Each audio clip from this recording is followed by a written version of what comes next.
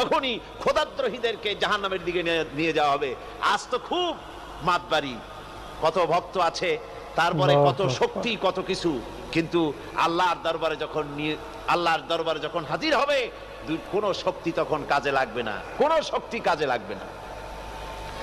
জাহান্নামে যখন তাদেরকে নিয়ে যাওয়া হবে, জাহান্নাম তখন গোসায় ফেটে পড়তে থাকবে, জাহান্নামের ভিতর থেকে গর্জন আসতে থাকবে, তাকাদু তামাইয়াজু মিনাল গায়জ। জাহান্নাম যেন গোসায় ফেটে পড়তে চাইবে।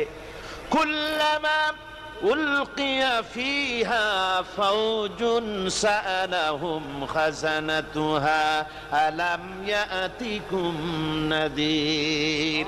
জাহান্নামের পরিচালক বলবে, ও আল্লাহর বান্দা, কেন আজ জাহান্নামে আসলি, কেন দোজখে আসলি? আলাম ইয়াতিকুম নাদির, তোর কাছে কি কোনো ভীতি